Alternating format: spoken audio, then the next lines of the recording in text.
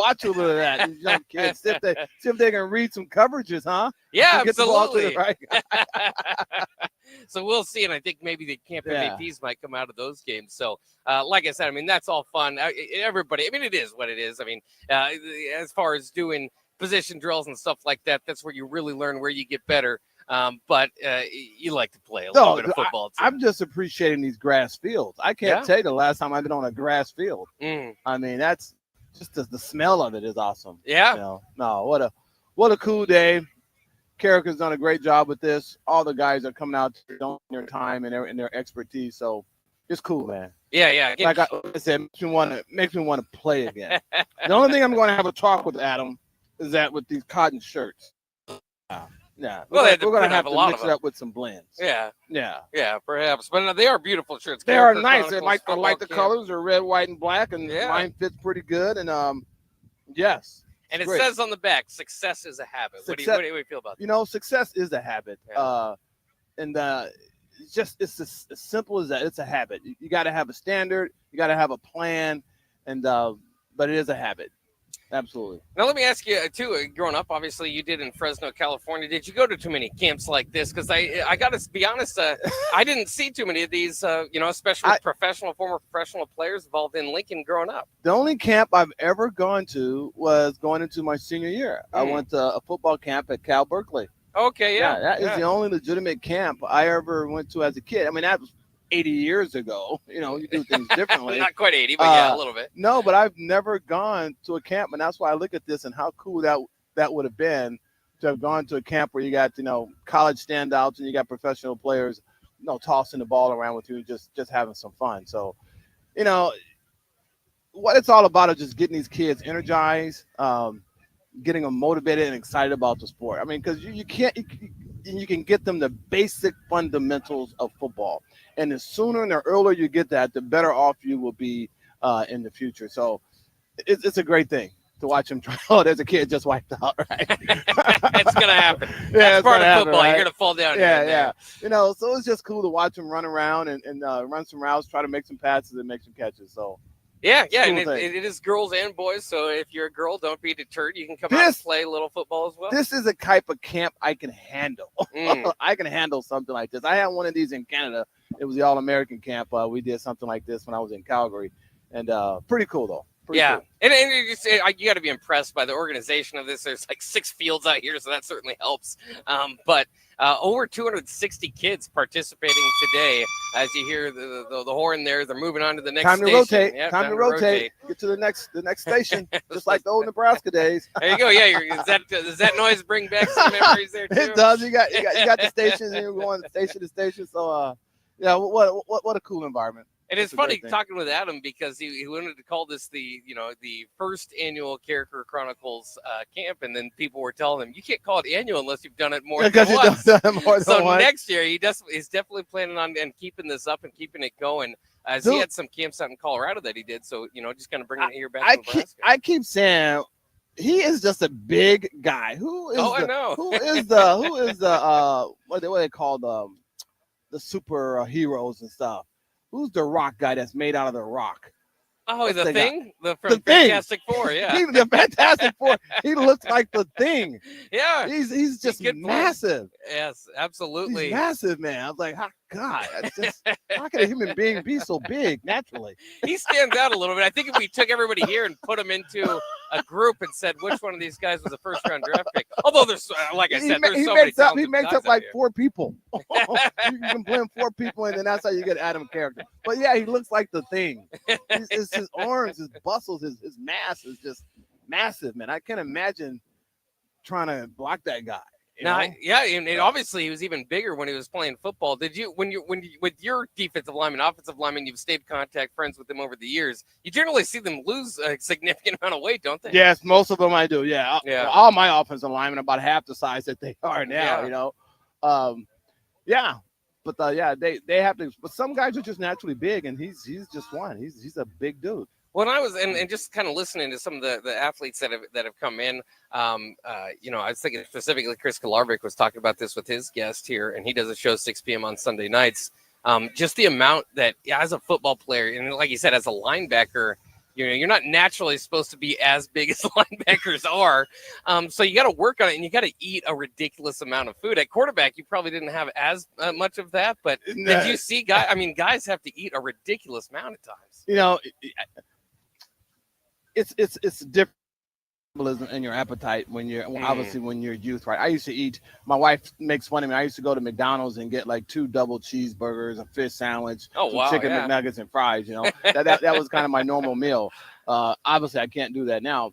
But a lot of guys have to put on weight. Like a lot of my friends, Lawrence Pete was a guy that was a defensive lineman. He's half the size that he was now when he played. Danny Noonan was a huge, big physical specimen. He's about as chiseled as you can get. A lot of those guys have to really beef up, a lot of protein to beef that up, and then they, for some reason, as they age, they lose the weight. But as a quarterback, I guess Tommy Frazier and I look a little different, but we're not overly big until I met some of the guys like Troy Aikman that were just naturally high.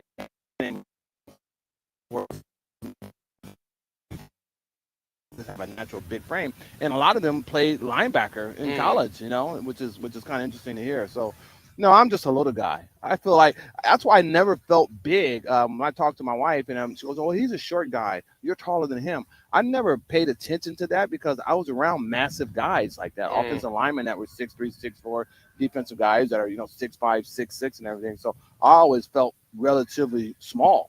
What was your playing height and weight? My official height was 5'11" 3/4. I was just a little shy of 6 feet, and I played my collegiate. I came in as a freshman at about 183, 185, and then I played my junior and senior year probably around 200, 205. That's probably my natural weight. Right now, I'm 224, 225. I'd like to get down to 219, but that's where I am now. So my natural playing weight was around 200 to 210. Professional, I was about 209, 210. I did get up to 225 my rookie year when I was eating too much, and I wasn't running the option. I had to watch my diet, but no, my comfortable weight playing was around 200 to 205, 209. Well, we've seen over the last decade plus the Drew Brees, the Russell Wilsons that come into the league under 6 foot, around 6 foot maybe for Drew Brees, and kind of take away the stereotype, or at least what even old scouts used to look at. They would look for quarterbacks that were 6'2", 6'3", 6'4", and up to see over those offensive lines. Was that a concern? Did teams talk to you about your height coming out? Oh, definitely. Yeah, that was a major concern, and it was obvious too because I used to have problems being on the center and dropping back and seeing. But when you're in a shotgun, that's what was nice about Canada. You could be a little shorter because you're in shotgun. Probably 75 to 80% of the time, and you can find passing lanes and you can see down the field. So I could see why back in the day, with the way things were professionally, that they preferred someone that was 6'4", 6'5", that could stand in the pocket and everything. But like I say, with spreading them out, going to the shotgun, with the RPOs and everything, you can be 5'11", you could be 5'9". Yeah, 5'9", right? You got a 5'9" guy drafted in the first round, which would be unheard of. So yeah, when I was just right at that cusp. Michael Vick was probably the next one in line that came out and trying to change the whole dynamics of the quarterback position. He and Steve Young and those type of guys. Yeah, I mean, I just always find it fascinating because different eras have kind of their different things to break through or go through. And, obviously, if you think about it, if you played now at the college level, you think about all the NIL stuff as well. But also, that kind of barrier has been broken for 6 feet and under quarterbacks. It's weird you talk about that because I talk to so many people because they say, well, where did you play pro ball? I said, well, I played in Canada. I played in CFL. And they don't realize and understand how things were, 15, 20 years ago. If you were a 6 foot quarterback that can move around, the NFL wasn't really knocking at your door to play quarterback. They were moving to receiver, running back, or something like that.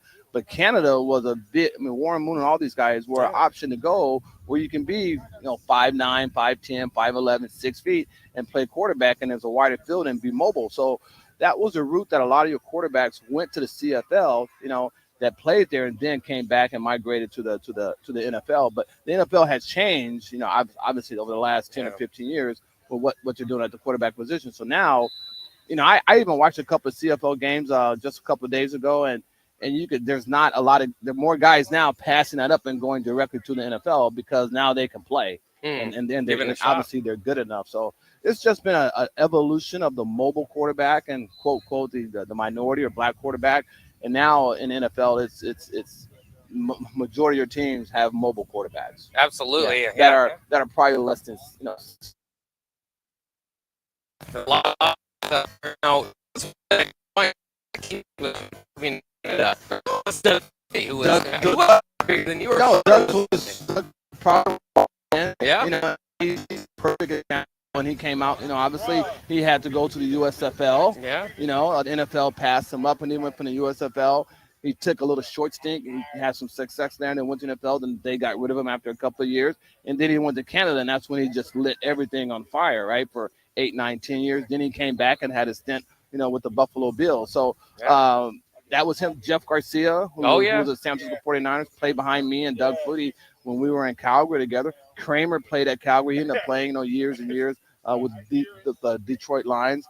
Jason Garrett was with the Ottawa Rough Riders. Okay. You know, he went to Dallas. You know, so it was a way that quarterbacks would go up there and have success and then make their way back to the NFL after they had to go up there and say, hey, we can still throw the football, we can do all these things before the NFL would give them a serious look. And there were a few for him too. You know, so that's what was great. You know, we'll play in the CFL and then play in the NFL. You know, so there's been a lot of great quarterbacks up there that have made their way down to it. Some elected not to go. I was always curious why Tracy Ham was a Hall of Famer and David Allen, guys that would have. I mean, they were just as good of a. Oh wow! These guys, they could have played, but they were just comfortable up there and things were going good. So they never made. Even then, it was tough for them to really get a serious look in the NFL. Have you is the Canadian Football League, I guess, does it have its kind of peaks and valleys? Did it have a time where it kind of peaked as far as talent, or do you think it's still? No, their talent has always been relatively good. I mean, they have a strong history of players, Canadian players, and also American players who end up staying up there after they're done playing. The Canadian Football League is actually older than the NFL. I mean, which is unbelievable. So they're very proud of that. And they've had their ups and downs because they just don't have the numbers and the television rights that they have in the States. But they've always a lot of pride and a lot of tradition, a lot of respect, and it's been going on for a very long time. And it's going to be here when you and I are said. It's a great experience. It's a very, very good league, and they have outstanding players. I got to ask you, too, because it shocks me and rattles football fans when you tell them there's a few different rules in the Canadian Football League. Like, if you think it's just football is the same over there, there's a few different rules that'll change the game up quite a bit. I tell you, one of the biggest rule that you notice is the 3 downs. Oh, yeah. Yeah, that's a huge difference. The 3 downs versus the 4 downs. Yeah. That was the most difficult transition I had to make.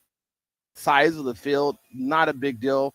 It's about 60, 65 yards wide, so it's wider because you have 12 men. You don't really notice the 12th man because if you line up, you wouldn't even know that they have 12 men. You just got a free safety, 2 halfbacks, and you got 2 corners, versus just having, 2 corners and a free safety, right? So that's the difference. It makes a lot more sense, to play that way. And, so those rules are not a big deal. Even with the 1 point conversion, if you miss a field goal, you have to bring it out. Those are different dynamics that make the game very exciting. But really, the biggest thing is the 3 downs to get 10. Yeah. I mean, you really have 2 downs to get 10. When in NFL, you have really 3 downs to get 10. So most of the time, if you're 2nd and 1, 2nd and 2, you're not going for it. Now, or if you're 3rd and 1, 3rd and 2, you're punting. Yeah, you're punting. When in NFL, you're either running football, you got an extra play. So it's a lot. It's a lot. And you'd be surprised we still got running backs that rush for over 1,000 yards, and quarterbacks are throwing for 3,000 to 5,000 yards a year. Is there more of an emphasis on the passing game there? Because like you said, it'd be in general there is, but not anymore. I mean, they pass all the time in the NFL. Right, you're still throwing the football like crazy. No, it's just the forward pass when that was invented, it just has broadened the game. So. But back then, obviously, you need to pass a little bit more because you have 1 less down to get 10 yards. Yeah. And something you said earlier, too, I wanted to ask you about because, obviously you played quarterback at a high level. We've mentioned there, obviously, at Nebraska and then in the Canadian Football League.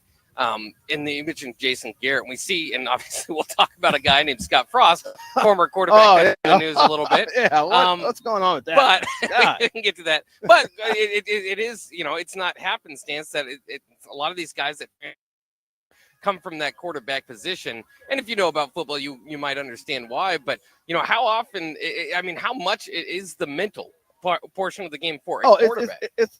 That was a big difference from college football to professional football.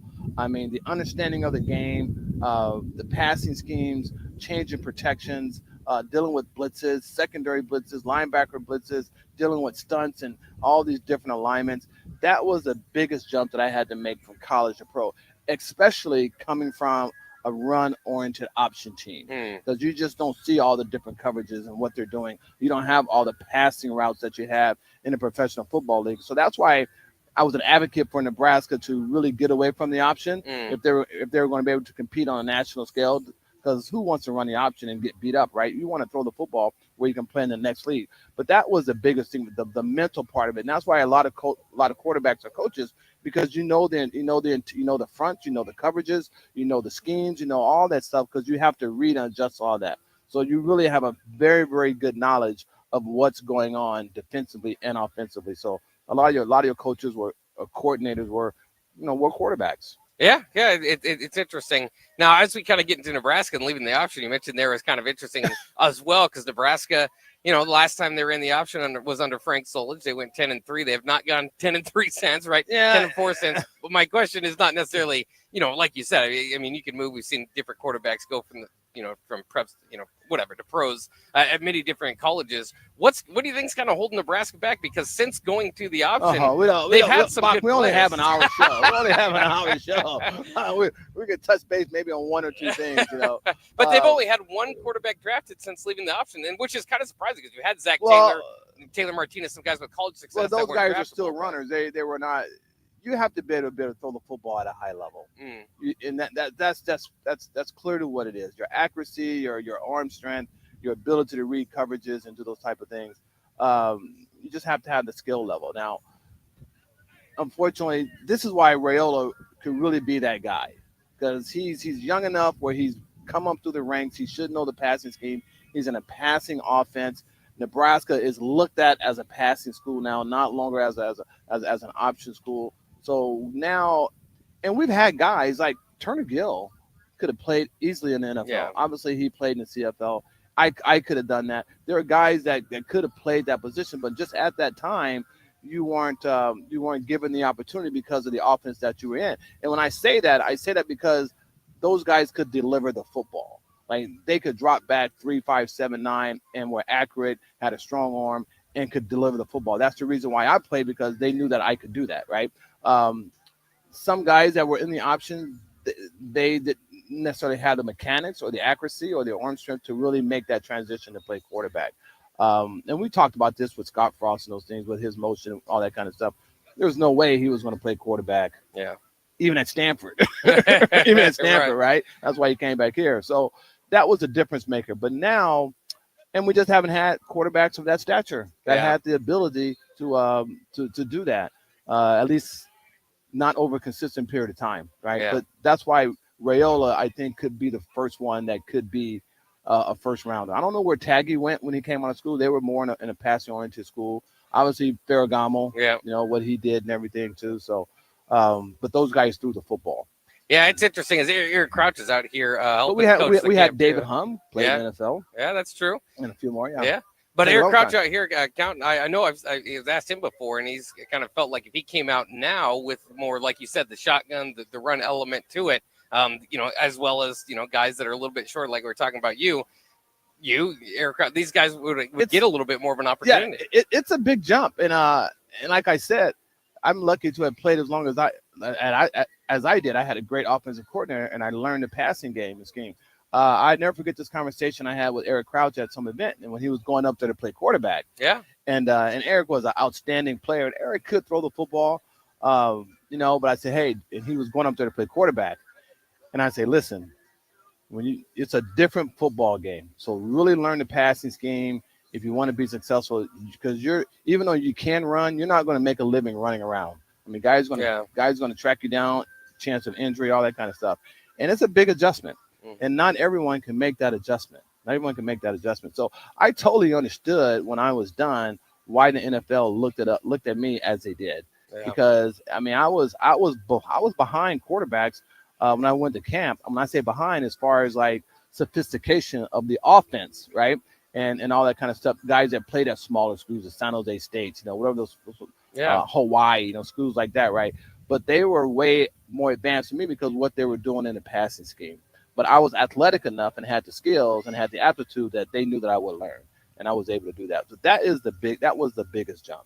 And like you said, that will now benefit Nebraska and Dylan Railwood now that he's been in the schemes since he was a kid with his dad, Dominic, obviously being around football his whole life, but being able to have the experience that he has. And now we'll see how long it is. I would like to call him a 4-year starter, but we'll see. Yeah, it might be less. And people ask me, because some say, well, I'm not quite sold on Dylan. I'm like, you know what? The kid has talent.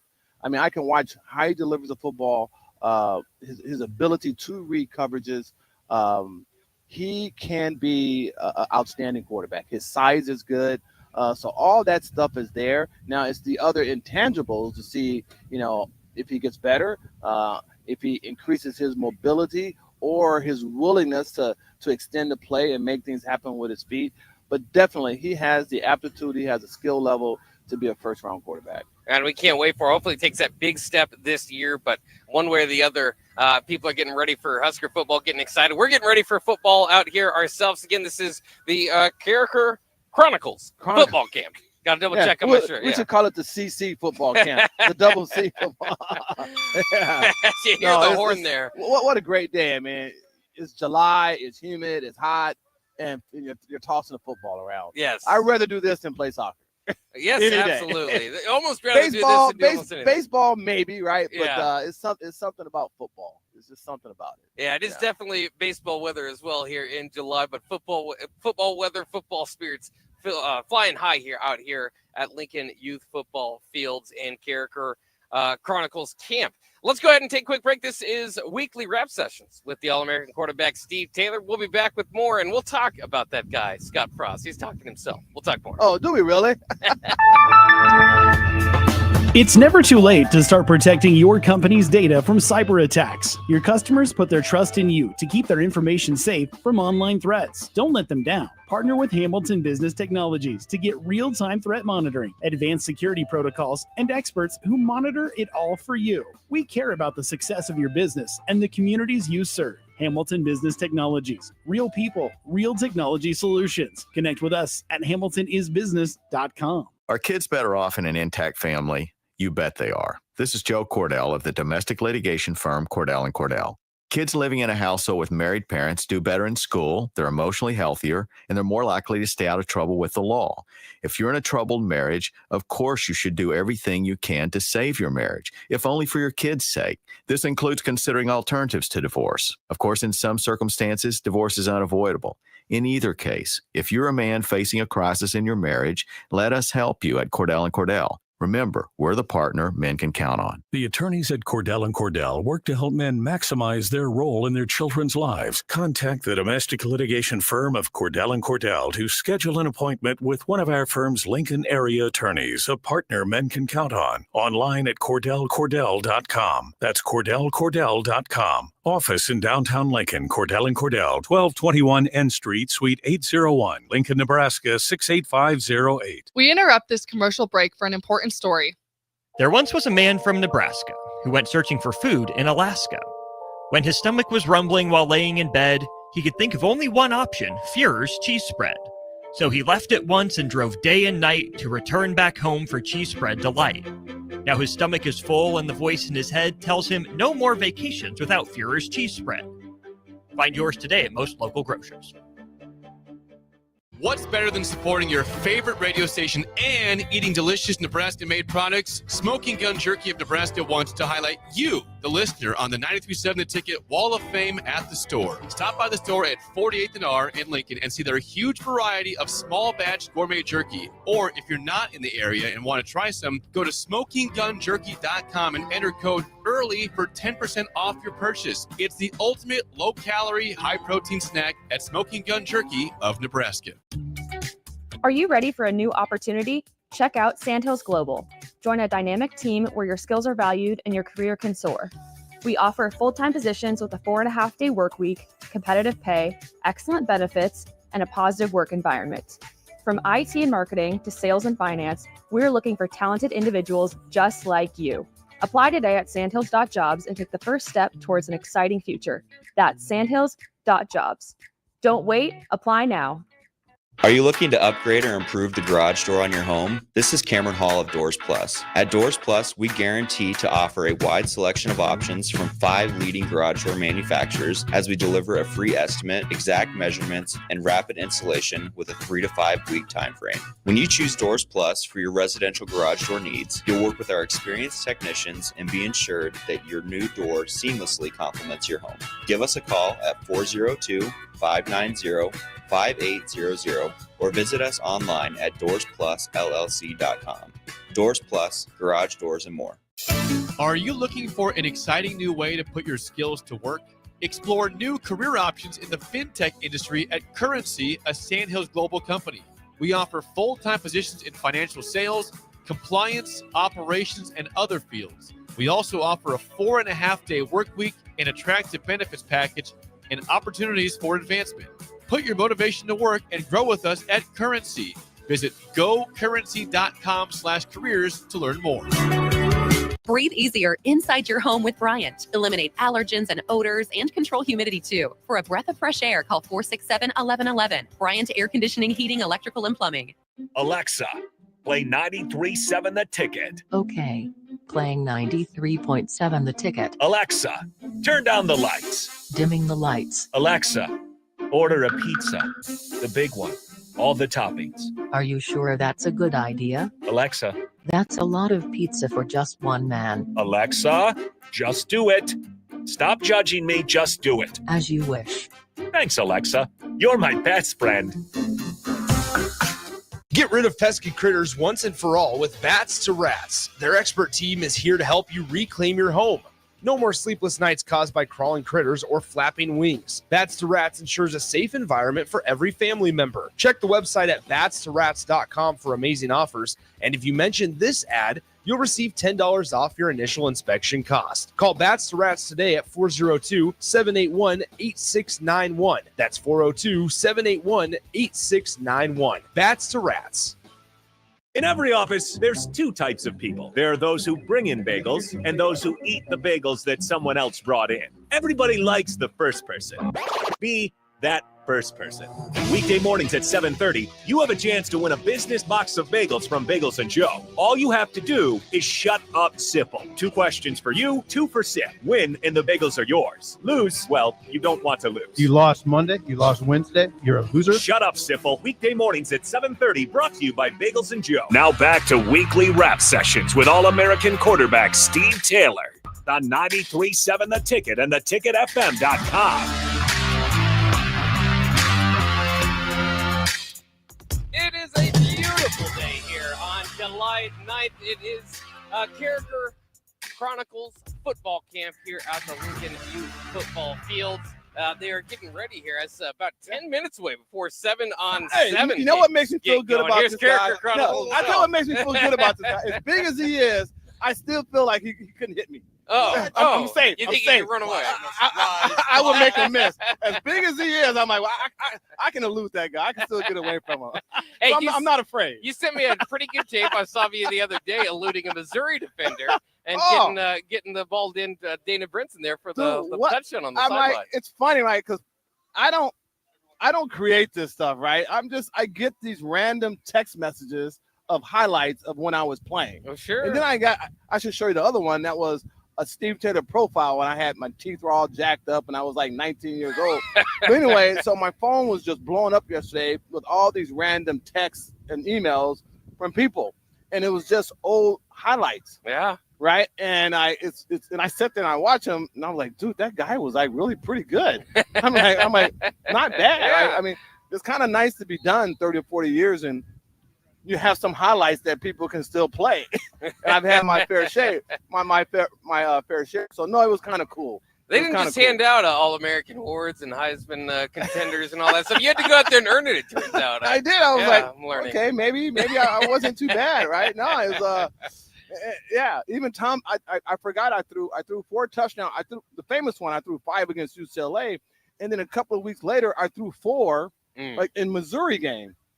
And actually would have had 5 if I would have stayed in the game. They pulled me out and put Clete Blakeman in, and he threw the 5th touchdown. But Tom Banderas had like 3 career day. He had 3 touchdowns in one day. Yeah, that's how many that's did a the good captain friend of have? yours How many there. did the captain have in his career? I think he might have like 4 or 5 total. I'm not sure. I'd have to have. Any touchdowns? Touchdown passes. I think so. Yeah. I don't know. Really? Total? Yeah. Maybe. Yeah. I don't know. I'd have to ask him. Banderas was sweet. Speaking of great hands, I had 1 career interception for a negative 1 yard return. See, every defensive player wants to be an offensive player. Well, See, for a that's moment, what yeah. Well, you get into the end zone.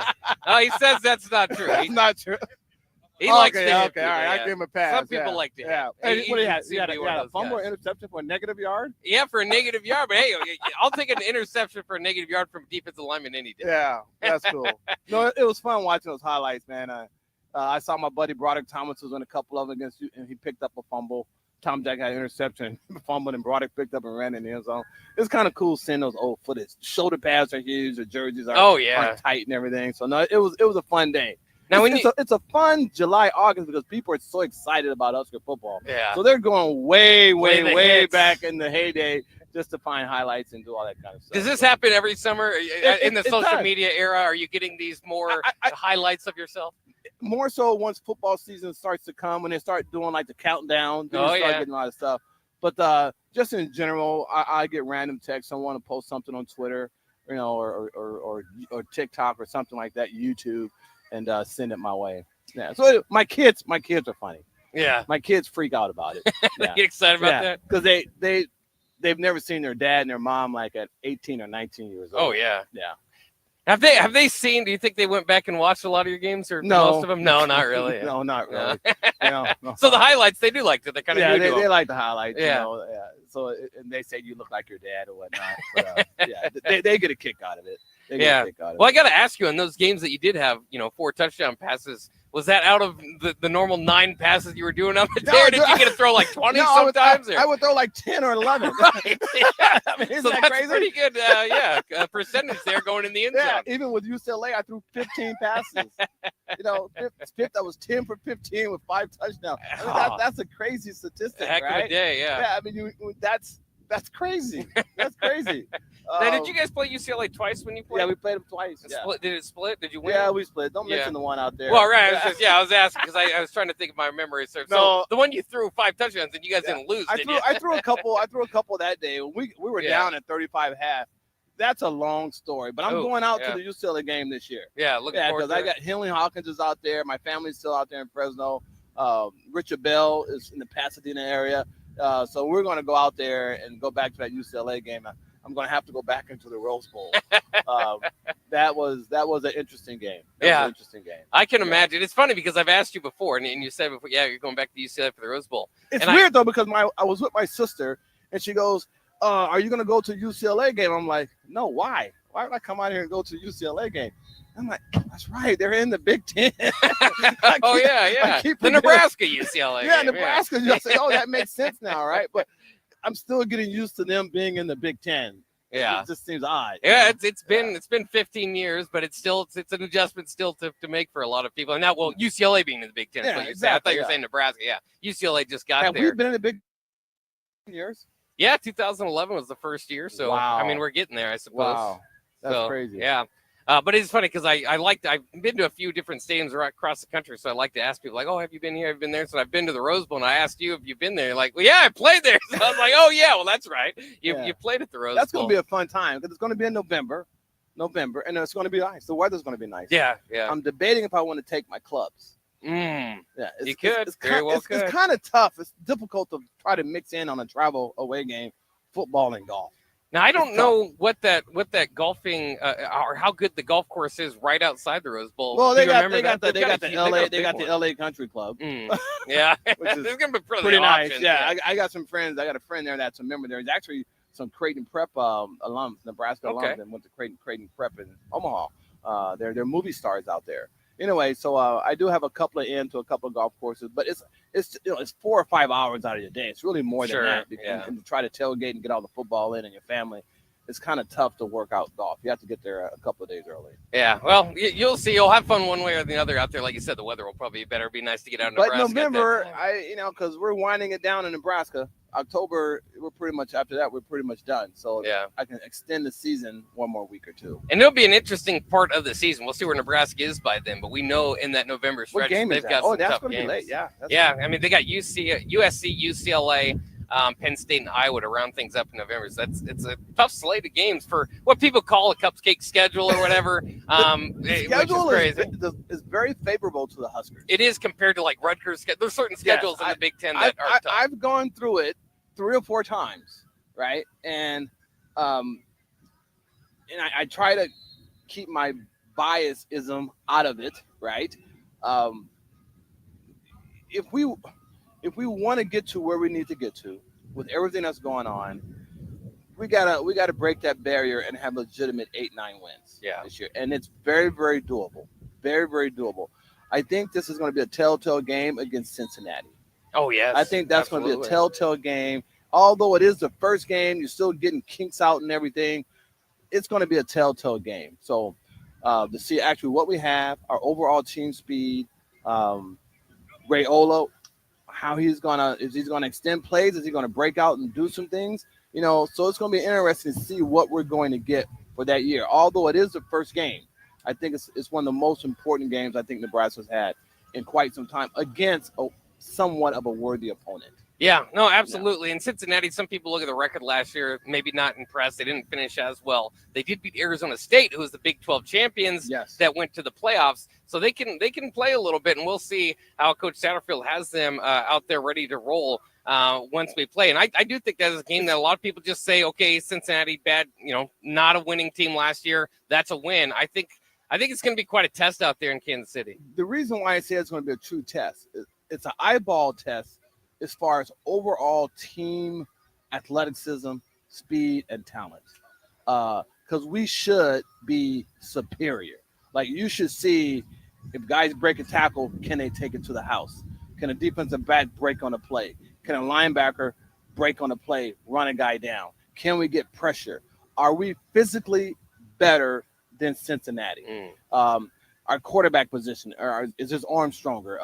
Is he faster? Can he do this? Can he do that? Running backs, same thing. So I think I'm going to look at it from that perspective to get a barometer of where we are with overall team talent and speed, because those teams are not going to be your Michigans, your Penn States, your Ohio State kind of caliber players. So there should be a noticeable difference in overall size and team speed and athleticism. So I don't know the fumbles, the errant passes. I'm not going to be too concerned about that. I'm going to look at the overall talent level of Nebraska versus Cincinnati. Well, and I think that is what people that are optimistic or hopeful for, is because, like you said, if you get to an 8 or 9 win football team, it's usually not just by barely sliding by and getting this and that.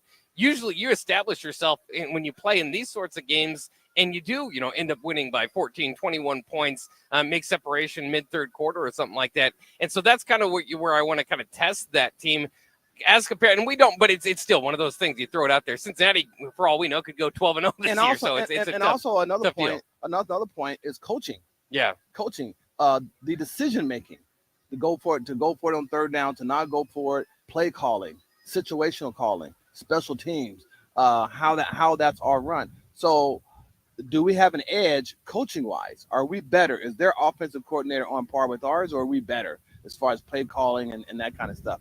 Same thing defensively. So I'm going to look at that as well and see how we compare. So I'm going to compare coaching staff to coaching staff as well. Well, and again, we'll talk about a former coaching staff, Scott Frost, here in a second. But I want to go back to that every time you can. But I under him, it was a thing where Nebraska would constantly beat themselves. And I got to say, the first couple of years under Matt Rule, first year turnover problems, second year special teams problems, they have a little bit of that too. That's what I really hope gets ironed out and could open up the way for an 8-9 win football season, because that's been the rep on Nebraska. They've had, obviously the talent could go up back to your heyday of having All-Americans left and right. They're not there. Don't get me wrong, but they've had some good talent. They've just gotten in their own way so many times in the last 5-6 years. I'm not going to jump on it. I think the talent was below average. Okay. That's just that's why you have the fumbles. That's why you have Well, the that interceptions. leads to getting your That's own what way. leads is that. So that's why I wouldn't hold that too much against the coaching staff. Those are just physical errors that players are making consistently, and those are the things that you can't do. Yeah. We'll see. There's a lot of way to build for Nebraska. A lot of people believe this is the year to do it. We'll see against Cincinnati when we open up here August. By the way, they announced the Kansas City Classic is what they're calling it, and they're playing at Arrowhead. That's like the Carriker Chronicles. Kansas City Classic. Right. I like that. Yeah. Well, too bad Carriker. We could get Carriker to sponsor that. That'd be pretty good. They got a different sponsor right now. Kansas City Classic. Would you be interested in Nebraska playing in a Kansas City Classic once every 3 years, something like that? I would have loved that. You would like it, yeah. Well, I played in the Kickoff Classic. That's right. Was Texas A&M. Where did you play that one at? Oh, in Meadowlands. And okay, yeah, Giant that's Stadium. right. Giant Stadium. That was the Kickoff Classic. Yeah. We actually had to vote on that because we had a chance. We were ranked high, had a chance to win the national championship, and Coach Osborne called a meeting and said, "Hey, we've been offered to play in the Kickoff Classic, which is the first collegiate game of the year, right? Yeah. Against Texas A&M at that time, who was ranked in the top 10. Wow. And So but came down to a team vote. Yeah, it was a unanimous. Unanimous team vote. Yeah, let's go get them. Yeah, we're the best. Because back then, if you lost early, the chances of you winning the national championship is out, and that's what happened to us against UCLA. Even though we made a run towards the end, it made your chances much more difficult. Yeah. So yes, the Kickoff Classic was awesome. Yeah. I'm glad. I like those. Bring back. I like the Kansas classics, City yeah. Classic. It's like especially for Nebraska, because it's like a home game away from home. Well, that's specifically if they could do this where you take basically Cincinnati's home game, which Cincinnati moved from Indianapolis to Kansas City, and you play that extra game, you still get 7 home games and a trip to Kansas City. That's like 8 home games for Nebraska. That's what I would say. Sign up for the Kansas City Classic if it's orchestrated that way every year. That sounds good. I would go to that. Yeah, absolutely. Let's go ahead and take one more break. We are live again out here at the Carriker Chronicles football camp. You got it right. Always got to look down, make sure I get it right. From the Lincoln Youth Football Fields. We'll be back to wrap things up with weekly rap sessions with Steve Taylor. Saturday. Eagle Raceway is open for a full season of dirt track racing action every Saturday night. Don't miss the epic battles on the high banks of Eagle Raceway each Saturday between the Nebraska Septic Sprint Cars, Nebraska Lottery Modifieds, Avid Realty Sport Mods, Valentino's Hobby Stocks, and A1 Iron Stock Cars.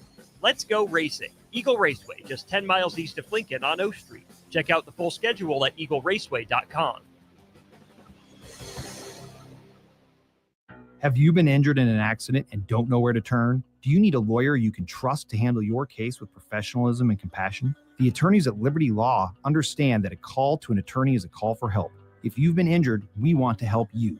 Liberty Law's experienced attorneys are committed to the pursuit of justice for those injured.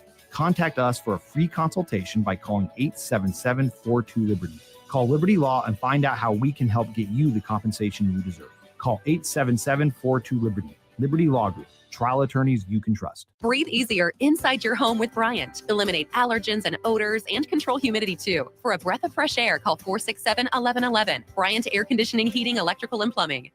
At Valentino's, we're on a mission for tradition. On every slice, for every bite. Golden baked crust, cooked to perfection every time. Savory sweet sauce that's made from our own secret recipe. Loaded with the perfect amount of fresh toppings and melty mozzarella cheese. It's the tradition that Nebraskans have come to love. From game day to every day. Valentino's. Taste the tradition. Alexa, play 93.7 The Ticket. Okay. Playing 93.7 The Ticket. Alexa, turn down the lights. Dimming the lights. Alexa, order a pizza. The big one. All the toppings. Are you sure that's a good idea? Alexa. That's a lot of pizza for just one man. Alexa, just do it. Stop judging me, just do it. As you wish. Thanks, Alexa. You're my best friend. Get rid of pesky critters once and for all with Bats to Rats. Their expert team is here to help you reclaim your home. No more sleepless nights caused by crawling critters or flapping wings. Bats to Rats ensures a safe environment for every family member. Check the website at batstoRats.com for amazing offers. And if you mention this ad, you'll receive $10 off your initial inspection cost. Call Bats to Rats today at 402-781-8691. That's 402-781-8691. Bats to Rats. What's better than supporting your favorite radio station and eating delicious Nebraska-made products? Smoking Gun Jerky of Nebraska wants to highlight you, the listener, on the 93.7 The Ticket Wall of Fame at the store. Stop by the store at 48th and R in Lincoln and see their huge variety of small batch gourmet jerky. Or if you're not in the area and want to try some, go to smokinggunjerky.com and enter code EARLY for 10% off your purchase. It's the ultimate low-calorie, high-protein snack at Smoking Gun Jerky of Nebraska. Empire Netting and Fence delivers top-quality netting and fence solutions. From major sports venues to backyard installs and everything in between, coast to coast. We take on tough jobs with grit, integrity, and a strong commitment to safety. Empire is growing, and we're hiring motivated people ready to grow with us. We build each other up, and we're building something big. Think you've got what it takes? Apply now at empire-fence.com. That's empire-fence.com. It's never too late to start protecting your company's data from cyber attacks. Your customers put their trust in you to keep their information safe from online threats. Don't let them down. Partner with Hamilton Business Technologies to get real-time threat monitoring, advanced security protocols, and experts who monitor it all for you. We care about the success of your business and the communities you serve. Hamilton Business Technologies. Real people, real technology solutions. Connect with us at hamiltonisbusiness.com. 93.7 The Ticket is your home for every Kansas City Royals baseball game. Bobby Witt Jr., Salvador Perez, Vinny Pasquantino, and the rest of the Royals attempt to make the postseason for the second season in a row. And you can hear all the action on 93.7 The Ticket and theticketfm.com. Your home for Kansas City Royals baseball. Are you ready for a new opportunity? Check out Sandhills Global. Join a dynamic team where your skills are valued and your career can soar. We offer full-time positions with a 4.5-day work week, competitive pay, excellent benefits, and a positive work environment. From IT and marketing to sales and finance, we're looking for talented individuals just like you. Apply today at sandhills.jobs and take the first step towards an exciting future. That's sandhills.jobs. Don't wait, apply now. Now back to weekly rap sessions with All-American quarterback Steve Taylor on 93.7 The Ticket and theticketfm.com. One last segment here with the All-American himself, Steve Taylor. We're live from Carriker Chronicles football camp at the Lincoln Youth Football Fields, and it is time for the 7-on-7 games. They're going to have 8 games going at once. Games are 15 to 20 minutes long. And I think, and I don't know, maybe through position drills, they've already got some ideas for who's going to be camp MVPs, but they're going to hand out camp MVPs by the end. So that'll be fun. So you'll have 6. How many teams are there, you said? Or they said 8 games going at once. So that's got to be, what, 16 teams at least? You got to have an MVP from 8 games. Yeah. 260 kids they're going to get out here playing these games. So everybody's going to hopefully get a little bit of playing time and be able to show what they've learned so far from some of the best. Again, just to kind of remind you who's out here at the Carriker's Chronicle football camp. Zach Wiegert, Eric Crouch, Mon Green, RK3, Ron Kellogg III, Corey McKeon, Adam Carriker, Kenny Wilhite, just to name a few. So that's quite the list, man. Yeah, and of course Steve Taylor. But you're not helping now, but you're talking. You're talking. I'm not a coach. I'm just a talent and then just a spectator. Well, I'd like to call you one of the more talkative former quarterbacks at Nebraska, but there is one in the news that we should probably mention now. Yes. He should not just talk. Coach Scott Frost doesn't seem to have any humility from his time here at Nebraska. He was asked at Big 12 Media Days what he learned about taking the Nebraska job. He said, don't take the wrong job. He also said, I said I wouldn't leave UCF unless it was someplace you could win a national championship. I got tugged in a direction to try to help my alma mater and didn't really want to do it. It wasn't a good move. I'm lucky to get back to a place where I was a lot happier. Of course, this is over an off season where you're probably preparing for this question. I mean, somebody's going to ask you a question related to Nebraska, right? And this is the best that he came up with. I was teasing DP because we did a segment the other day about the worst villains in Nebraska. And we talked about how, some of them are coming from the Huskers themselves. And Scott Frost must have heard that segment and said, hey, I did not get mentioned enough. Let me go out there and try to get on the wrong side of Husker fans again. What are your thoughts on Coach Frost down there at UCF, still talking about his time at Nebraska, not seeming to want to say he's learned anything from it? It's utterly sad. It's just sad, man. Yeah. There's no reason to say such stupid things, right? It's because it's stupid. I mean, here's a guy that was given every opportunity to be successful. You had the AD on your side, you had the general public on your side, you had former players on your side, you had everything given to you for you to be successful. And for him to respond the way he has, how many years out? 3 years out? Yeah. I mean, it's just sad. I mean, hopefully he can someday address it and get the help that he needs, because it's highly unlikely that he can move forward and be successful if he still has this type of attitude about University of Nebraska and his time here. So it's just sad. I don't know what else to say. It's just sad, especially being a former fellow Husker himself, playing here and saying the things he said about the state it's really disappointing, extremely disappointing. Yeah, it is interesting. I mean, obviously, sometimes that competitive, that arrogance can be, used for good, and sometimes it's not brought back to humility here. I think it goes way, way beyond arrogance. Yeah, it's just a lack of not reading the room for one. It's unfortunate that he will respond the way he has been. Yeah, and to blame everyone. It's like they forced you to come here, really? Like, right. The first thing when you said that, I was thinking of the press conference, and I was at the press conference when he was saying how the Big Ten is going to have to adapt to what he's doing. I mean, the things that he was saying. I mean, from day one, it's terribly sad and extremely disappointing. And at one time, Scott Frost and I were friends, and we golfed together, and we communicated, we talked when he came in town, and I've always liked him.